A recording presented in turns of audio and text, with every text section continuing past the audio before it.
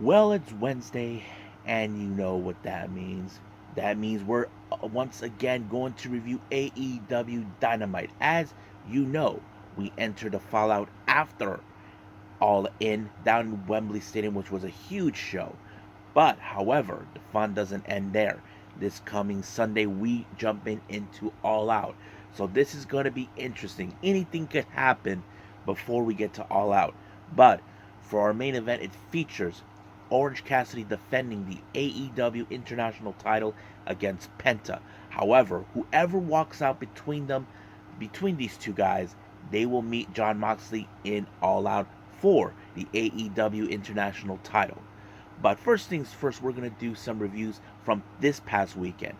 First, we're going to do day 11 and day 12 from Stardom, from continuing with more of the 5-star Grand Prix. And of course, we have Impact Wrestling much recent pay-per-view Emergence, where the main event features the Knockouts World Title, Deonna Purrazzo's rematch towards Trinity, and of course the war between certain wrestlers rages on in all this, and the tag team titles are on the line. And of course, we cap it up with some news updates to tell what's been going on in the world of pro wrestling, such as what events the promotions are putting out, who is booked, what matches are set, any injured wrestlers, signed wrestlers, the whole enchilada. So, let's get ready for another episode of the Deleted Wrestle Zone.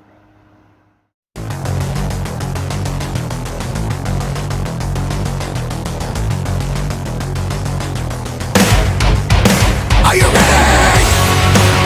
Get up, get up! Get up, get up! Get up, get up! Get up, get up! Get up, get up! Get up, get up!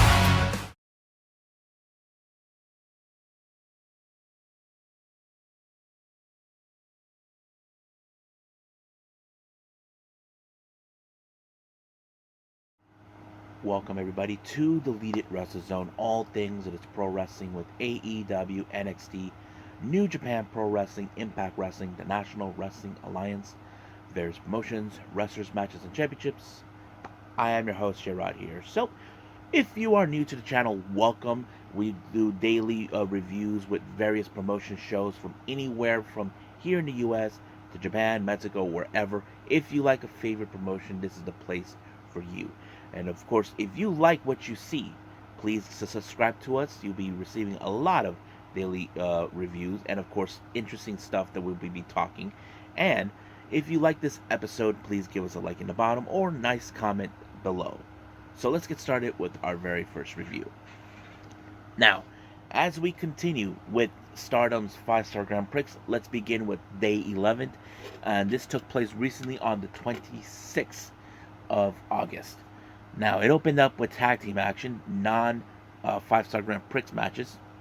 We have Oedo Tai, consistent of Momo Watanabe, Starlight Kid, better known as Black Desire, taking on Rookie Hanako and Saya Ida. Now, you probably can guess that this match was going to be interesting, but also factors of this match leads. As you know, Hanako is the new girl. Now, the one thing that is good about her, she is tall as hell, but you got to remember, she has least of experience in wrestling right now. So that could play out pretty well. And it did.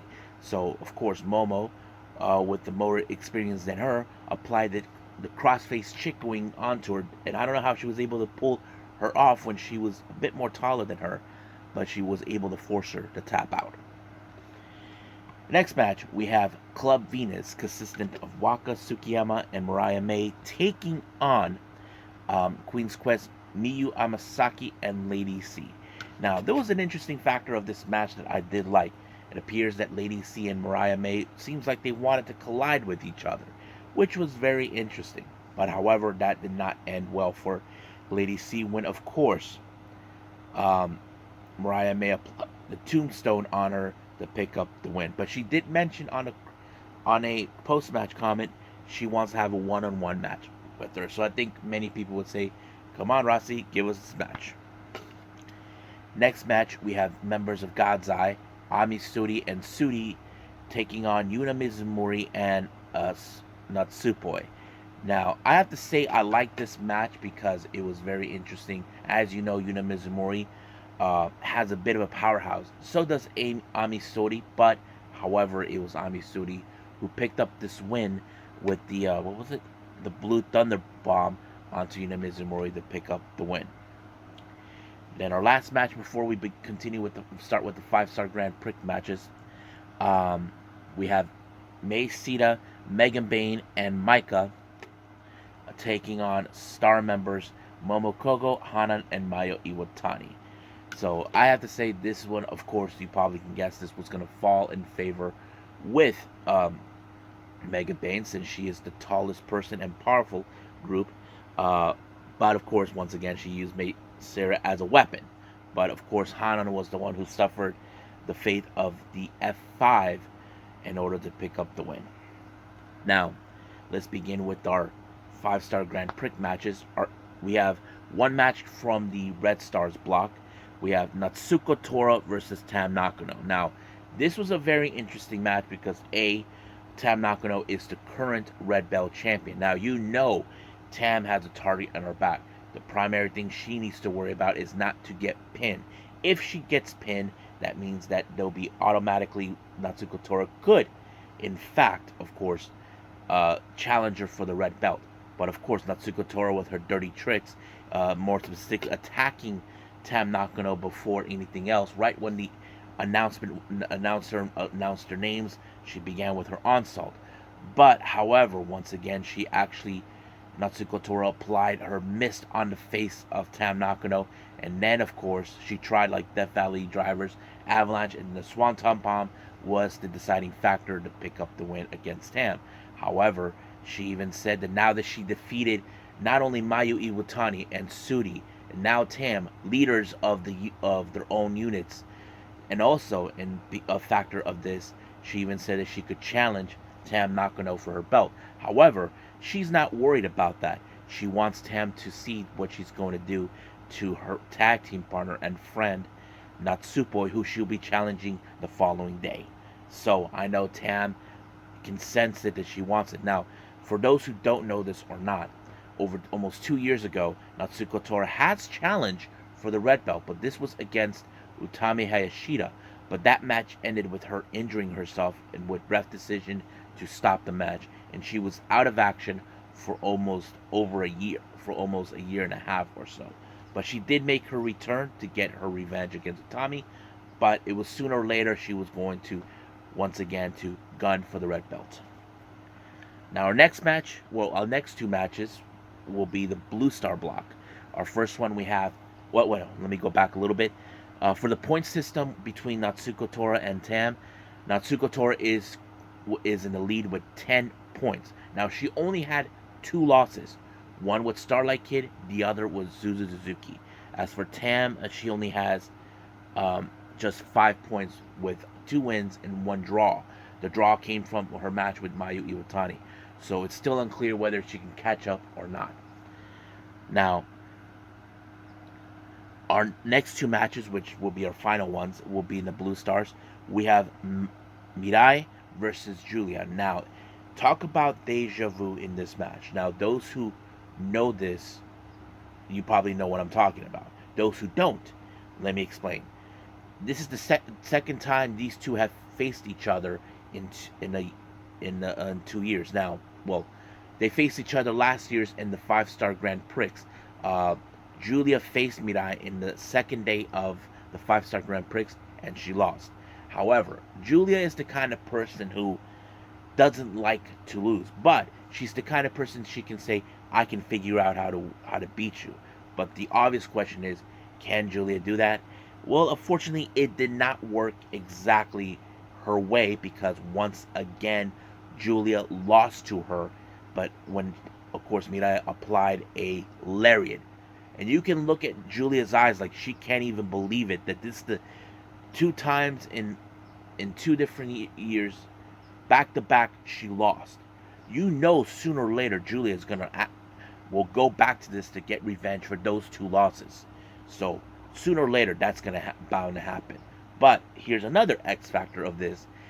Julia is the New Japan Strong Women's Champion.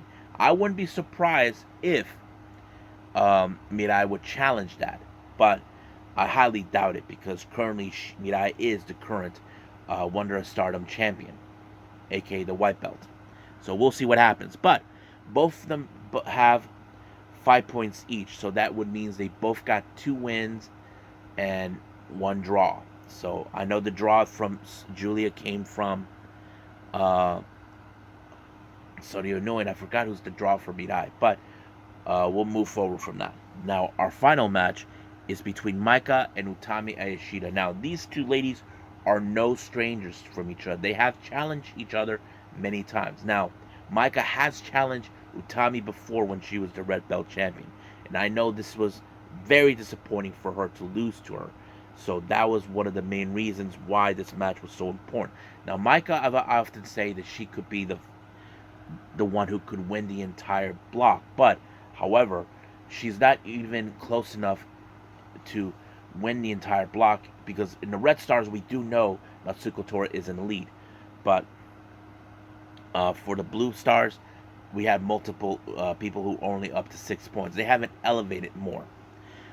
But of course, it was Maika with the Michinoku driver that picked up the win.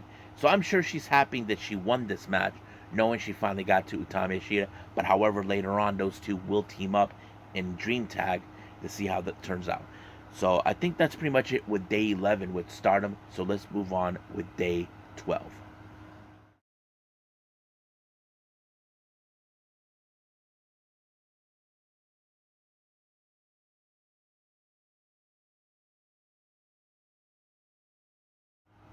Okay, as we continue with more with Stardom on day 12 of the 5-star Grand Prix, so let's start with the non 5-star matches. First one, we have a 3-way match. We have Rookie Hanako taking on Waka Tsukiyama and Miyu Amasaki in a 3-way.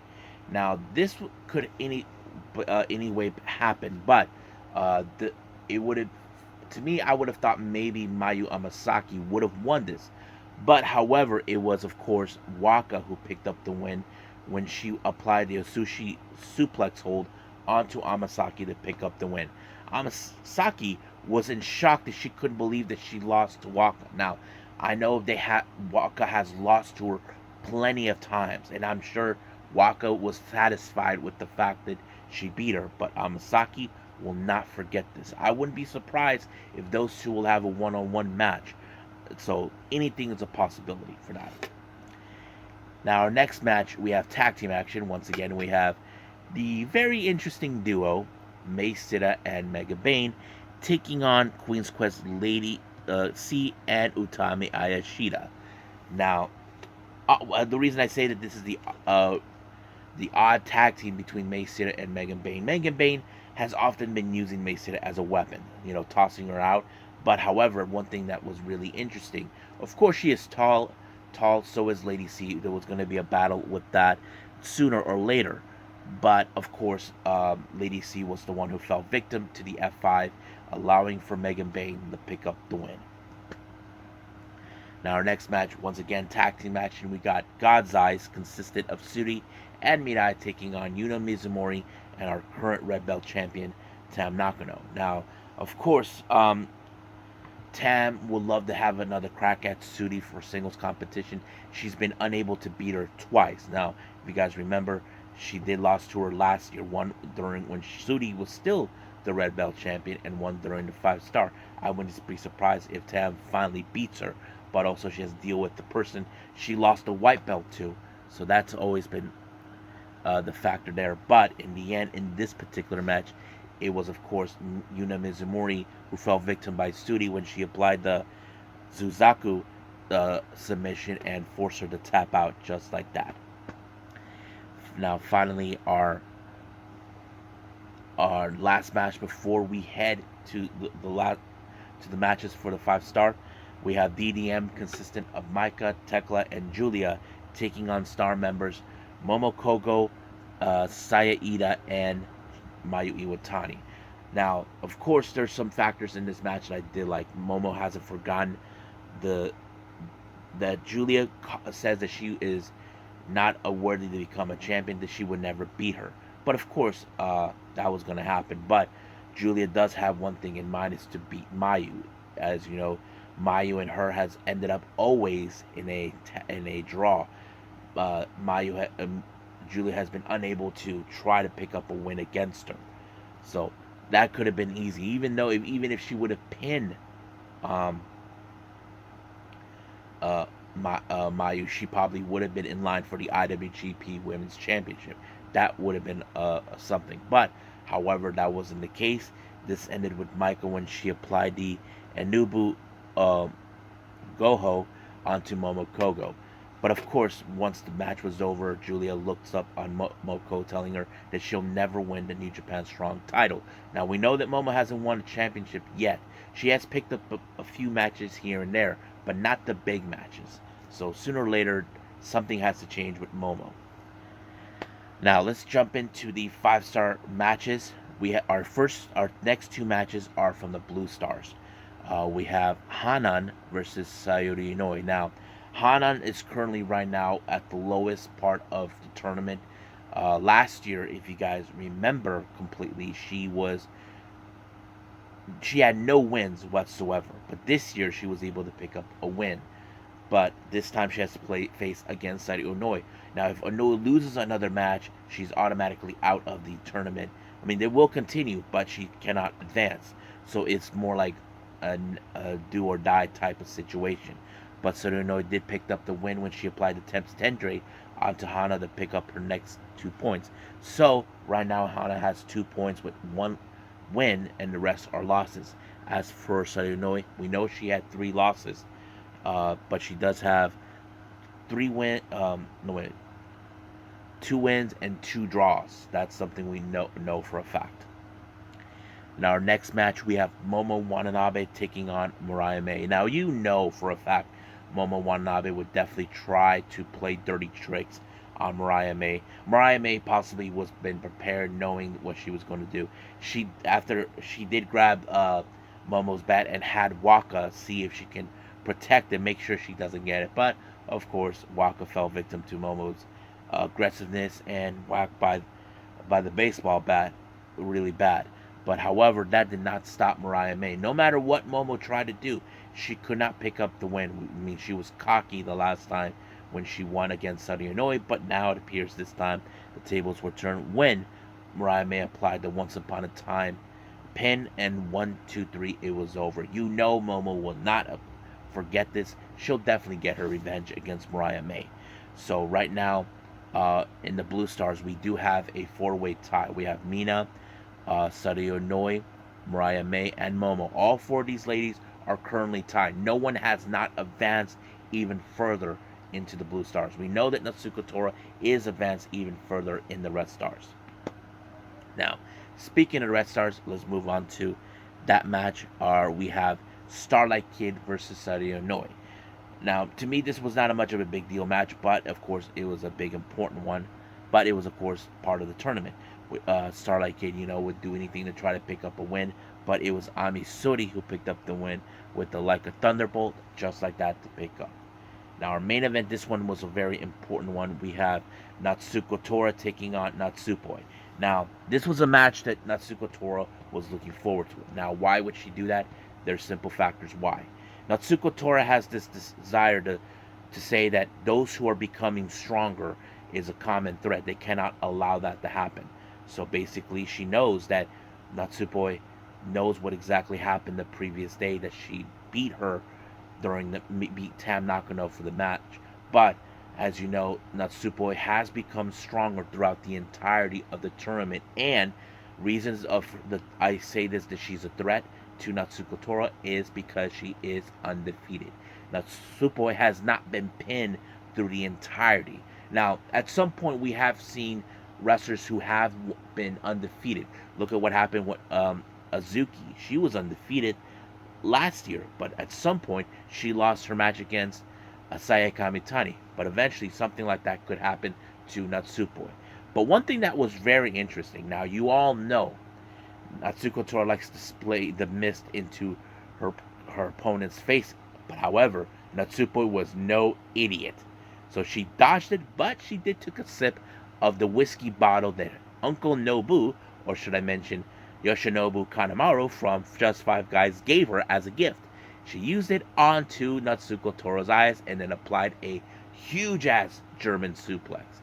But of course, that did not stop right there. It just agitated Natsuko Tora until she applied the Swanton Bomb.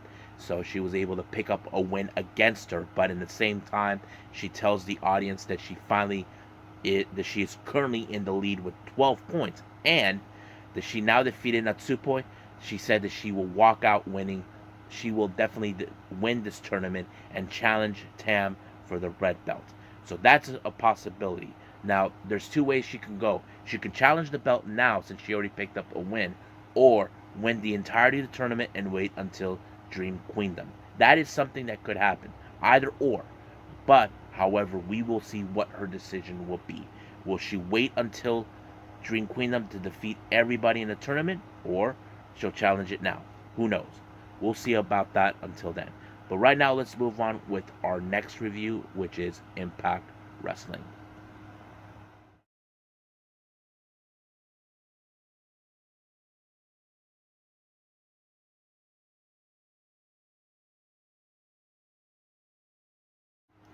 Okay, Impact Wrestling with Emergence. This took place recently this past Sunday on the 27th of August in Ontario, Canada, I believe.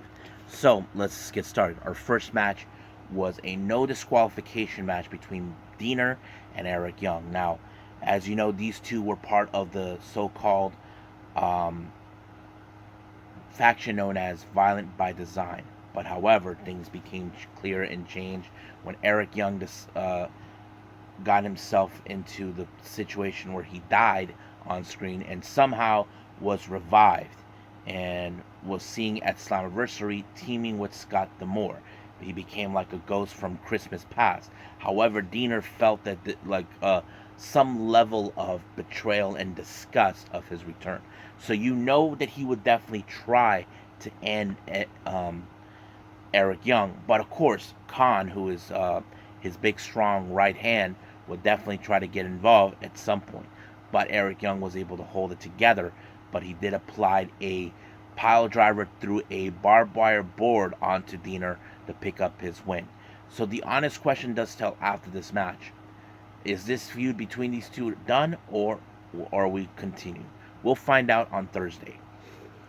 Now, we do see a little interview that took place. As you know, a brand new tag team has been formed between Yuya Uemura and Joe Hendry, knows Joya. So right now, they're determined to pick the win the tag team titles, but they have to pick up a lot of tag team matches wins.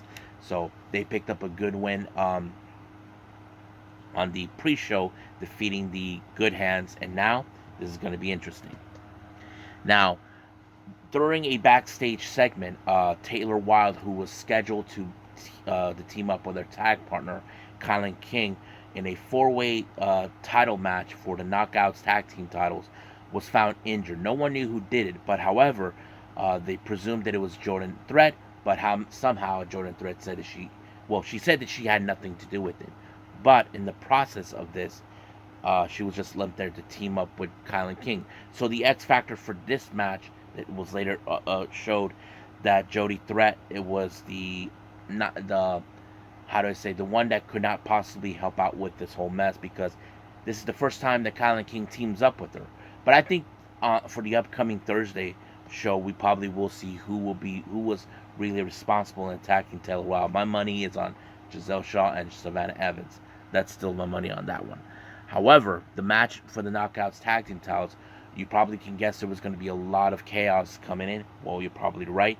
But in the end of this match, it was, of course, MK Ultra, Masha Slamovich, and Killer Kelly were able to apply like a somewhat version of the DDT onto Courtney Rush, and then did a pretty good move to put her away to retain the title. So they are right now impressive right now. But the next question is, who will be the next challengers?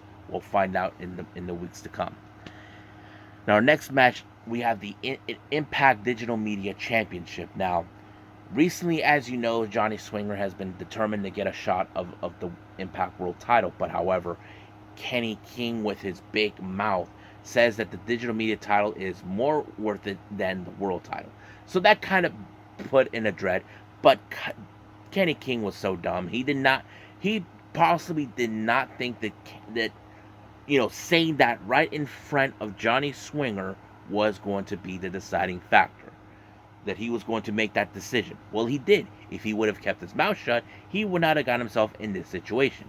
However, the match itself, of course, was going to show that Sheldon Jean, who is Kenny King's protege, was going to get involved. Referee saw what he was doing, kicked him out. But however, Kenny King was attacked by Heath when he applied the wake-up call. But however, that wasn't enough to put Kenny King away.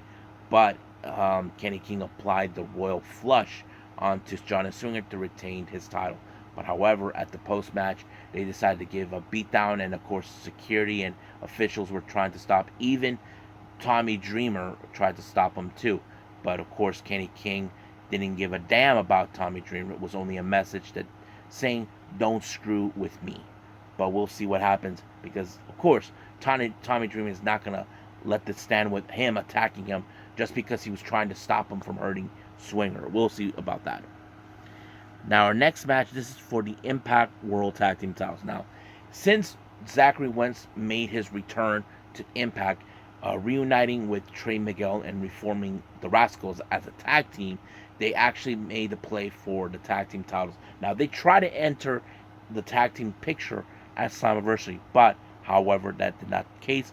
But they were solely responsible for costing the ABC the tag titles, and I'm sure that's something that the ABC hasn't forgotten. But however, Subculture, the current tag champions, they're well aware of what Rascals are doing, so I'm sure that they have come up with plans in order to ensure not to get with their pants caught with their dirty tricks. But of course, it would have been a fantastic match. And sooner or later, the ABC showed up to ensure that the Rascals do not win the match.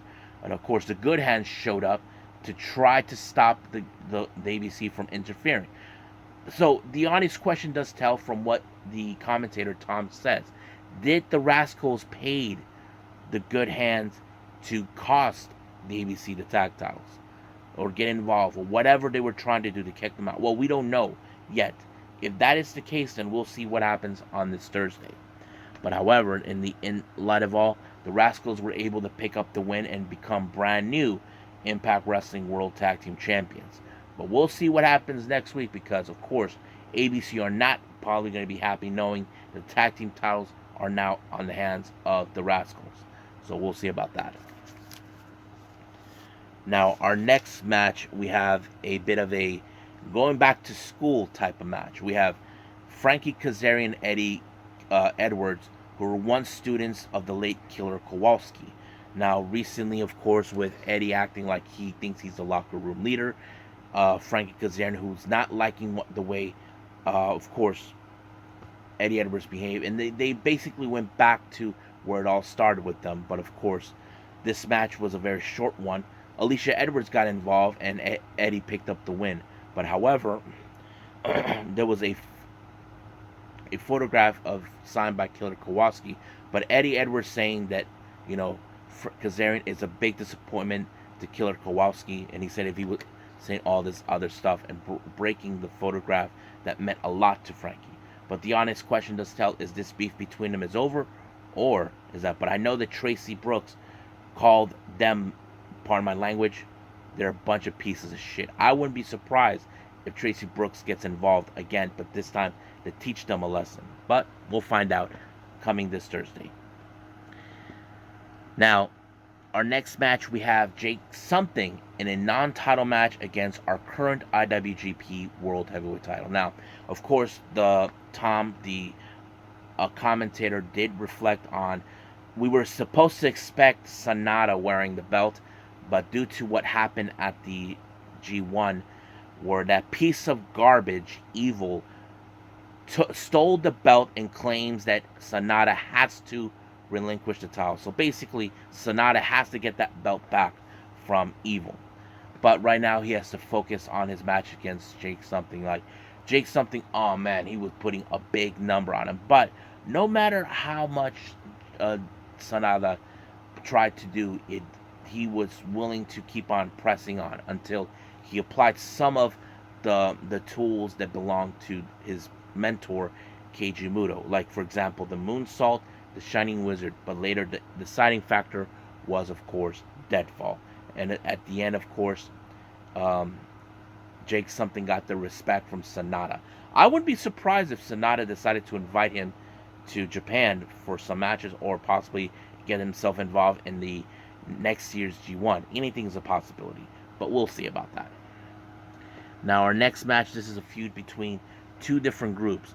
We have Moose, Brian Myers, Leo Rush, and Bully Ray taking on the entirety members of the Time Machine, Kushida, Alex Shelley, and Chris Sabin, along with the former Impact Wrestling World Champion, um, Josh Alexander.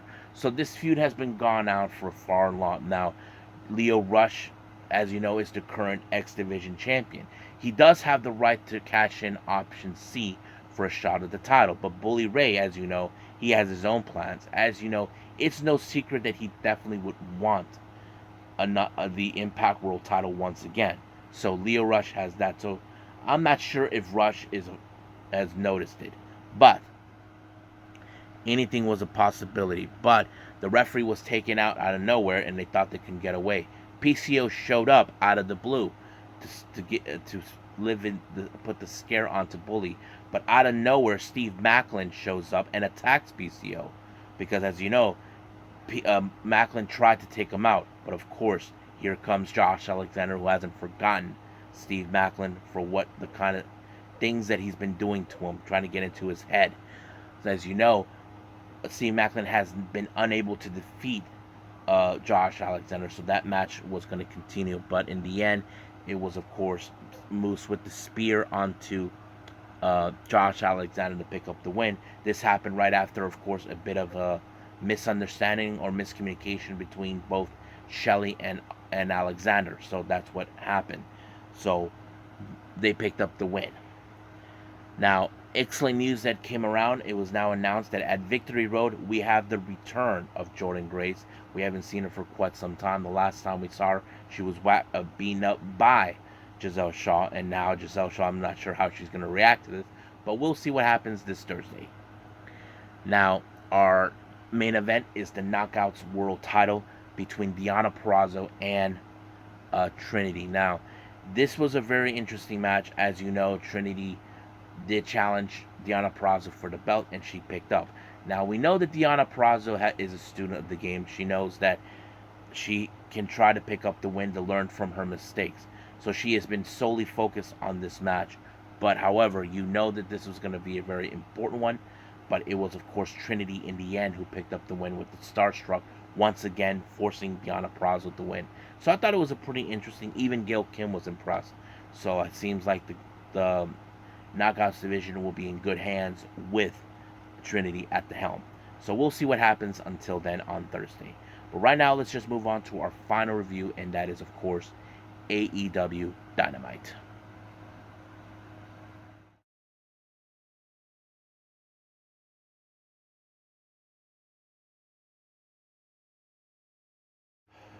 Alright, AEW Dynamite has entered their fallout after, of course, a all-in down in Wembley Stadium. But however, this weekend will be all out. So this is going to be interesting. We're going we just went all in, and now we're going all out. I don't know if you guys noticed that. So you guys tell me, have you noticed that? I have, but it was very interesting. So let's just move on right now. Now, our opening match is, of course, Jon Moxley taking on Commander. Now, Commander, as you know, has been was influenced by Rey Fenix for many years. So he will love nothing more to get revenge on Jon Moxley for what he did to Rey Fenix a couple weeks ago. But unfortunately, of course, the violence that Jon Moxley was the deciding factor to put away Commander. Now, he had him in one submission move until he applied an armbar. And just like that, it was over. But I'm sure that he has his sights set on who's going to walk out between Pentagon and, of course, between Penta and Orange Cassidy. So we'll see what happens. Now, Orange Cassidy, as you know, he has a lot to say. He knows that he's facing against Penta, but he also knows that if he beats Penta, he has to go against Jon Moxley. So he's well prepared what he's going to get himself into now. Now, during an All-In backstage, of course, the Bucks, who are not happy but disappointed with the fact that they lost, FTR was trying to check up on them. So of course they were not happy that the way how things did not go their way. But of course FTR gave them respect because they pushed them to the limits. But however, that little, showing respect mood just went out the window as soon as the Bullet Club shows up. As you know, Jay White and Juice Robinson picked up a win against the Golden Elite, and they're calling the Bucks, hey, you guys, you're a bunch of losers. Leave the room. This is only for winners. But of course, FTR's not going to let this stand. So it was later announced that the Bucks and FTR will team up to take on all 4 members of Bullet Club Gold. So that's going to be interesting to see, and it's been made official. Now, there was a recent interview with Toni Storm. Now, as you know, Toni Storm has completely lost her mind. Now, she have lost her mind from the very beginning with, of course, losing the AEW Women's World Title. However, things did not go so well this past Sunday when she accidentally hit Saree's mom. So basically, she has this part where she can't trust anybody. So basically, everything's like that. So the honest question is this the end of the Outcast? Well, we don't know. But we will see what happens. Now, Chris Jericho comes out doing his little promo, thanking people who witnessed all in, and it was one of the greatest moments. But he did talk about Sammy Guevara. Now, he did tell him, I know you did the right thing trying to take out Will Ospreay with the bat, which is something we always done before. But he did apologize for the way he behaved afterwards. As you know, Jericho was not in a happy mood. Like, he can't believe he lost, and that's something that will be stuck on him. But they decided, look, let's just do this thing between you and me. Let's revive La Sex Gods and move forward from then on. But later on, we did Sammy. He was about to do his little talk about that, the reuniting. But of course, what's his name? The Snake himself, Don Callis, was attempting to say not to trust Jericho and all that. But Sammy was not going to have it from him because he knows the kind of person he does. Like, he's trying to act like he thinks that he knows what he's talking about. But Sammy was not going to hear it. But we'll see what happens from then on. Now, our next match is for the New Japan Strong Openweight title.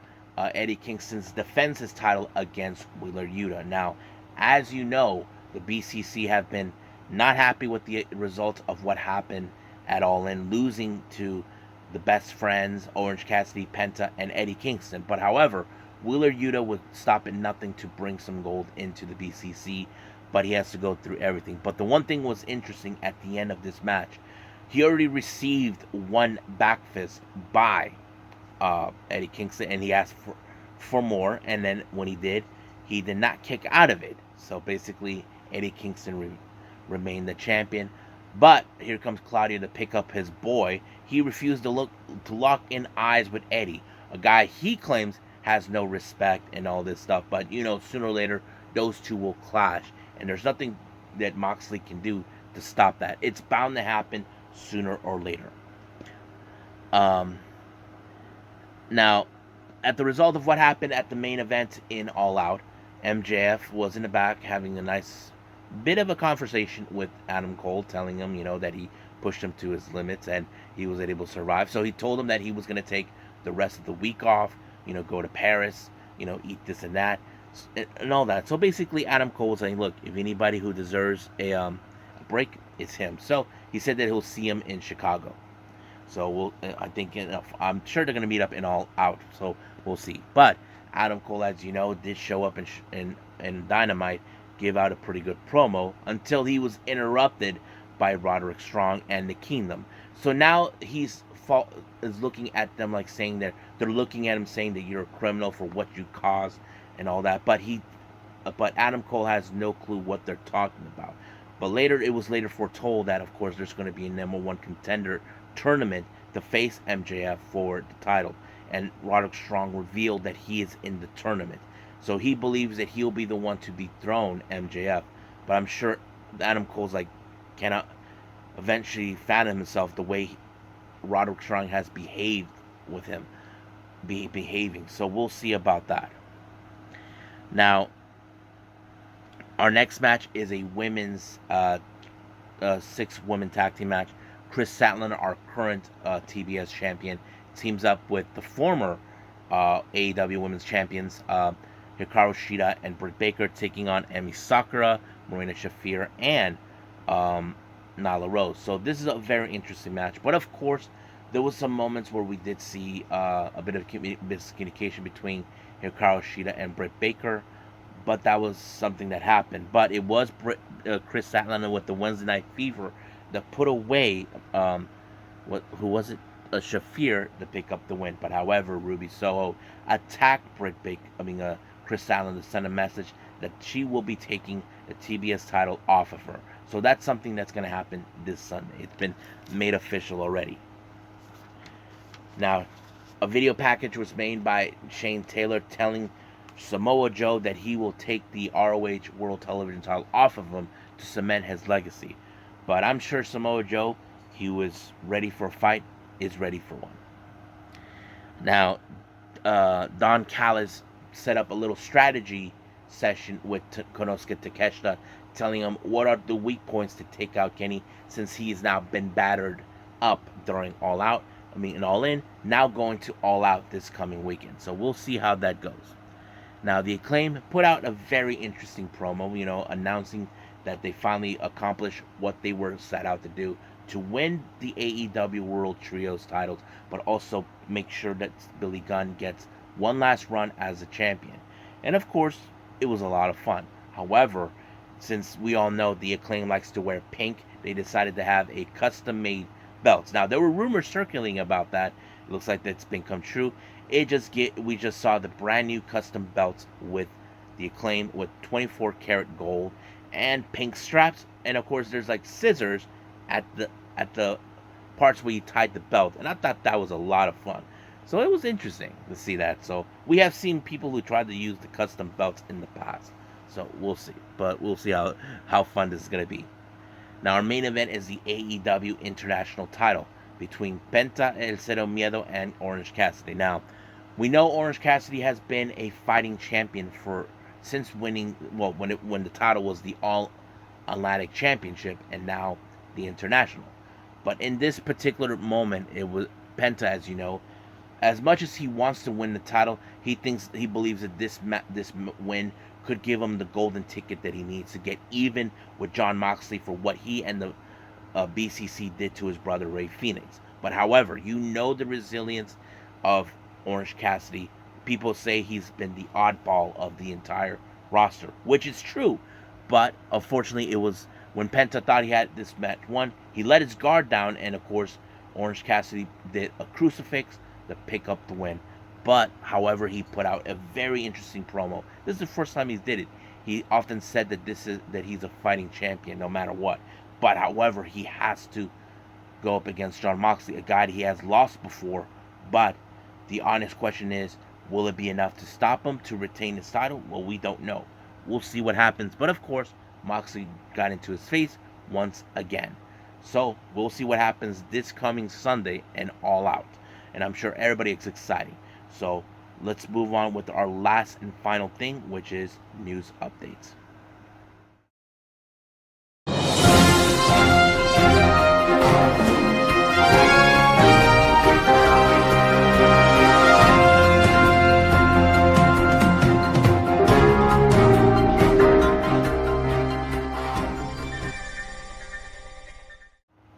Okay, so welcome to our news update. So let's get started. Now, as you know, there's going to be, it's ever since Sareee returned to Japan and started using her own name, Sareee, she's been producing her own shows called Sareee-ISM. Unfortunately, there was supposed to be one that should have taken place, but however, due to a typhoon, she had to postpone it. However, it's been announced that will be taking place soon enough by the end of this month, I believe. will be placed out real soon. However, they haven't said who will be involved, what matches will be taking place. Now, an interesting article coming from Miyu Yamashita uh, with Monthly Peruso talked about something interesting. Now, she said something that in order to raise stock for Tokyo Pro Wrestling, she would like to wrestle at Pro Wrestling Noah, since we know Noah has been allowing Yoshi wrestlers taking place. Now, someone did commented this when this thing was announced, like saying, why can't Tokyo Pro Wrestling be part of it? Now, I mentioned this before, that Tokyo Pro Wrestling is a different entity from what everyone else is doing. And that's always been true. Now, we have seen Miyu Yamashita in the past wrestle in various places. But if she just goes there as a representing Pro Wrestling Noah, it would have been, representing Tokyo Pro Wrestling in Noah, it would be great. Because recently we have seen Noah book mostly freelance wrestlers. We did have, of course, Mayuhiki, Sario Noi, Jungle Kiona, Surumi Natsu, Saki, many others. All these wrestlers that they've been booking are freelancers. So that was always been the obvious choice. Now you can say Miyu Yamashita, but doesn't she represent Tokyo Pro Wrestling? Yes, but I feel that maybe with her being with Noah will be a great thing for her. Saying, I want to bring awareness in Noah to people. Say, hey, check us out in Tokyo Pro Wrestling, which is the same kind of concept that we're seeing with Stardom and New Japan Pro Wrestling. So I think Miyu Yamashita probably might have thought of the idea, or it was just random thought, but we'll see. Now, same thing with Monthly Peruso that's been announced. There's been talk about this. Now, as you all know, the IWGP Intercontinental Championship has been retired almost 2 years ago, but due to some investigation, it appears that that little weasel, Gideon Gray, is hinting on its return. Now, why is this being brought back? Now, if you guys remember, Will Ospreay was complaining like a little bitch about, that the IWGP United States title, it doesn't mean crap, that he blames Naito for what happened with the whole Double Crown Championship a couple of years ago, that he wished that the Intercontinental Champion should have been more prestigious. But, however, that isn't the case. But then we know what happened to the title. Kota Ibushi, retired it when later we had the IWGP World Heavyweight title. So we don't know when will that happen, but we'll see.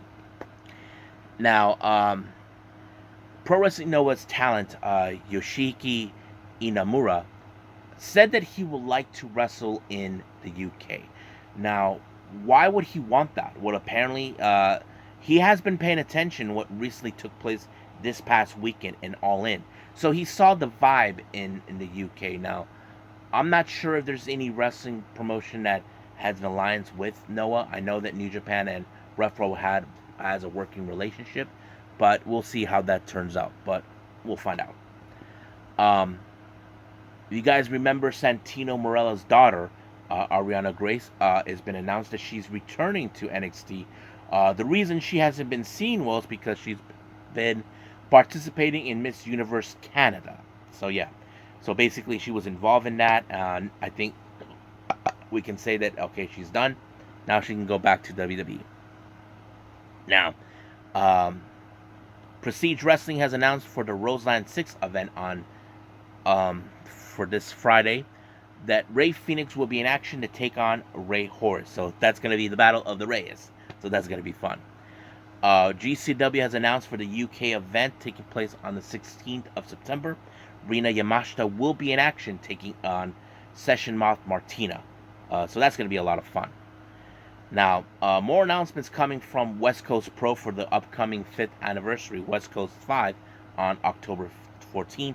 They announced that Timothy Thatcher will be making his appearance, but it's still no clear who is he going to be facing. However, another match was announced. This one's going to feature Masato Tanaka, Japanese wrestler, and taking on Vinny Masario. So that's going to be awesome right there to watch. Now, New Japan Pro Wrestling has announced for the Royal Quest 3, Shingo Takagi will be participating in this also on October 14th. So that's going to be interesting to see. We did see him in Rev Pro this past weekend, but now he's gonna be there. Also, finally, Wrestling Revolver has announced for the Redacted Forever event taking place this Saturday. First time ever they're gonna be facing off. Marina Shafir taking on. It's gonna be sick. Jessica will be involved in this one. So first time ever. I'm so excited. Wow. So I think that's pretty much what we have for our updates at this point. I believe it's time for to say is let's call it a day. Well, I hope everybody enjoys this episode coming up. We do have MLW and Impact and Ring of Honor. This is going to be interesting how it's going to be. I don't know what to expect. It's entering the fallout in Impact Wrestling after Emergence. But I can't wait to see it. I think that's pretty much it for now. So I have nothing else to talk about. I think that's pretty much it. So for now, I will see you guys in the next DWZ time. Same DWZ channel. I must bid all of you adieu. So, goodbye. Mwah. And have a nice day.